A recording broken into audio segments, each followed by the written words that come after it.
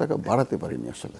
যখন ঢাকা মেডিকেল কলেজে প্রমোশন হলো, তো আমার স্টাফরা আমাকে বললো যে স্যার, আপনার জুনিয়র ডাক্তাররা আপনার চেয়ে বেশি ফিস নেয়, তারা তো বিশেষজ্ঞ না, আপনি তো বিশেষজ্ঞ, আপনি ঢাকা মেডিকেল কলেজের অ্যাসোসিয়েট প্রফেসর, ফিস না নিলে তো স্যার মানুষ সন্দেহ করবে।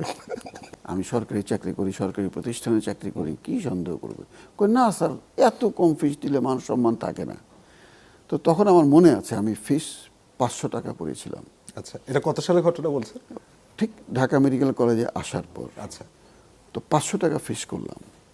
তো ফিস আবার আমি নেই কেন, সেটার পেছনেও একটা গল্প আছে। যে এক সময়ে দেখা গেল পেশেন্ট টাকাটা বের করতে সময় লাগে, তাতে বাইরে যারা ওয়েট করে এদের কিন্তু, যদি যে কজন রোগী দেখি, ওদের টাকা বের করার সময়টা কাউন্ট করলে কিন্তু অনেক সময়। পরে নিয়ম করলাম যে না, বাইরে টাকা দেবে। তখন যে সমস্যাটা হলো, বাইরে যে টাকা নেয় সে তো নিষ্ঠুর, এটা তো হবে না।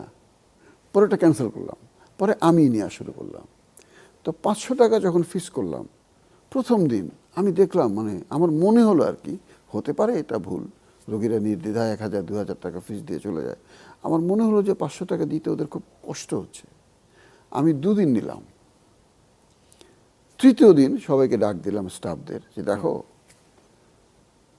ফিস 300 টাকায় থাকবে এবং এটা আমৃত্যু। তোমরা কখনোই আশা করবে না যে আমি ফিস বাড়াবো। আমি যতদিন বাঁচি আমি 300 টাকায় নেব।